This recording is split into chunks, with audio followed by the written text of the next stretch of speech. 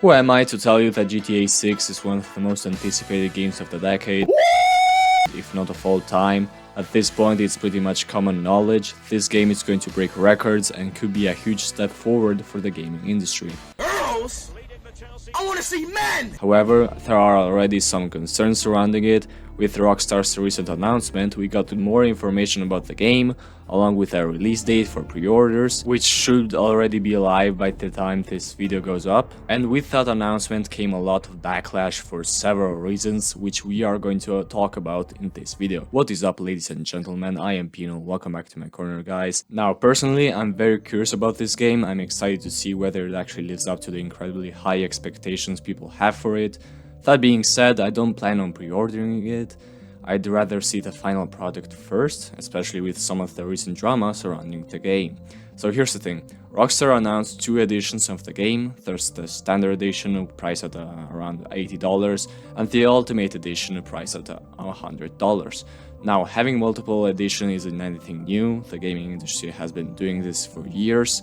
Usually you pay a bit extra for some cosmetics, early access or bonus content that doesn't really affect gameplay. It's time to stop! It's time to The problem is that, according to recent reports, this might go a bit further than that. Apparently, players who buy the standard edition could be locked out of certain shops and content of the game. Nothing has killed my GTA 6 hype faster than locking a core part of its identity behind a $20 upgrade. Now, Deluxe, Ultimate, Premium, insert fancy upgrade term here, cosmetic exclusives are not new to video games and pre-order bonuses have become a plague on the industry, but usually it's the odd outfit here or cosmetic pack there. Rockstar, however, is going one step further by putting entire stores on the map of Leonida that won't be accessible unless you cough up the $20 upgrade. And quite frankly, that's where I have to draw the line. This whole thing has obviously made a lot of people unhappy, and some are even saying they're refusing to buy the game because of it, and honestly, I can understand why. The problem is that GTA 6 is going to make an absurd amount of money, no matter what. When I say a lot of money, I mean billions. It's probably going to be one of the best-selling games of all time, regardless of the backlash.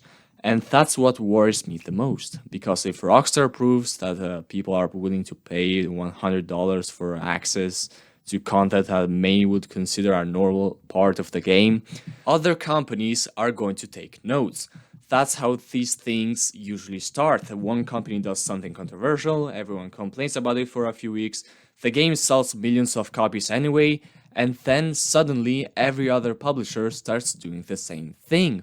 We've already seen this happen with microtransactions, battle passes, early access editions, and all sorts of other monetization strategies. So if GTA 6 ends up being a massive success while locking parts of the experience behind a more expensive edition, don't be surprised if we start seeing more games follow the same path in the future.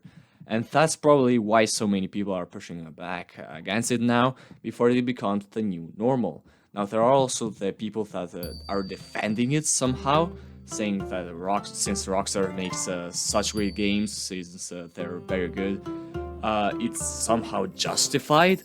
That doesn't change. If Ubisoft, if Take-Two does something like this, they will be burned to the ground, like straight up to the ground. As far as we know, there are currently 5 stores that are paywalled, 2 mod shops, a clothing store, a salon, and a tattoo parlor, all offering customization options that at this point I deem an integral part of the series' identity. It feels criminal that a game touting itself as the most immersive GTA experience yet has the very real potential to constantly pull me out of the immersion by reminding me that I've yet to spend an extra 20 bones at any time I get within the vicinity of these premium stores. Now, I don't actually know how this is going to work in game. One possibility is that you simply won't be able to enter these stores at all. You walk up to the door, try to go inside, and a pop-up appears telling you that you need the Ultimate Edition to access the content. Another possibility is that they'll let you enter the store, but you won't be able to buy anything that's tied to the Ultimate Edition, so you can look around, but the actual items and customization options are locked unless you've paid the extra money. Either way, I don't think either solution is great.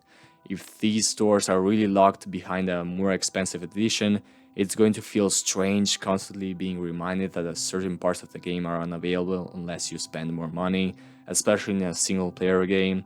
To me, this feels like a bad sign of what could be coming next, not just for GTA, but for games in general, as I've said earlier. And it doesn't even look like it stops at cosmetics either.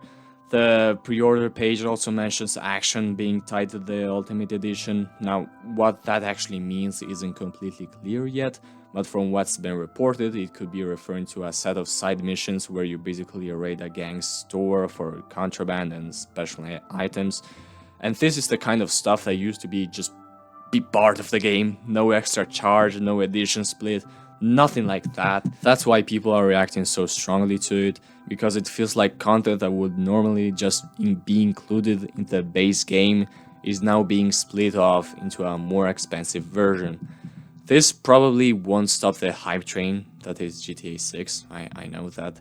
The game is still going to sell insanely well no matter what, but it just feels wrong to me, personally, and I think there will be consequences down the line.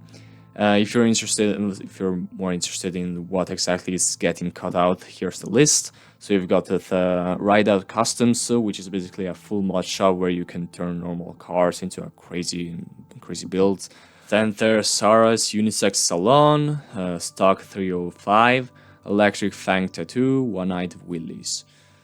All things that you'd expect to see in the standard edition. I don't think this necessarily means that, for example, since Sarah's Unisex Salon is tied to the Ultimate Edition, that you won't be able to change hairstyles. Maybe there are different salons, different clothing shops for different types of clothing, and that specific style, I guess, won't be present in the standard edition. GTA 6 will cost $80 and physical edition will not contain a disc.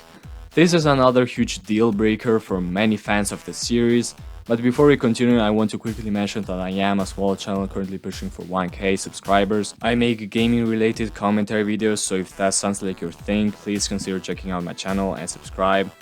Rockstar said physical copies of the game will contain a code for a digital download for the game inside that box, rather than a disc. Freelance video game journalist Flick Hood said the price tag for the standard edition was fairly reasonable, but said the lack of disc may irk some physical collectors.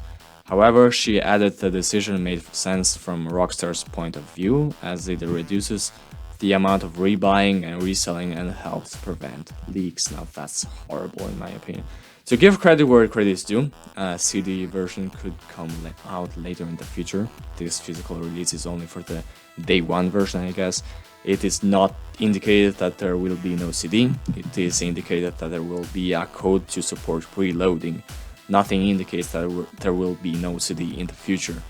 This sparked a lot of controversy because physical media has been in a steady decline over the past few years, and a lot of people are disappointed in Rockstar games for going in the same direction.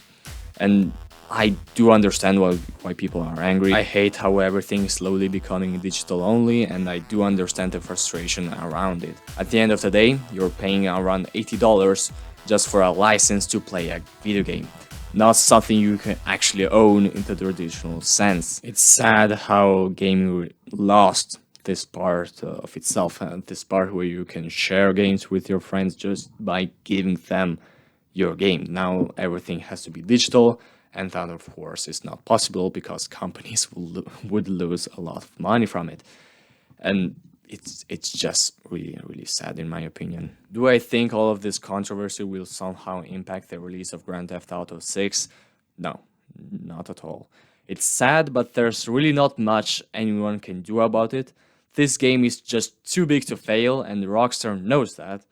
I remember when the first trailer dropped, there was a lot of controversy around Lucia, who is one of the two main characters, but now I don't even hear people talking about it anymore. And yeah, that just shows how massive this game is going to be and how much attention it's going to get no matter what. Now, that's pretty much all I have for you today. Thank you very much if you watched until the end. Subscribe if you haven't already, and I'll see you in the next one.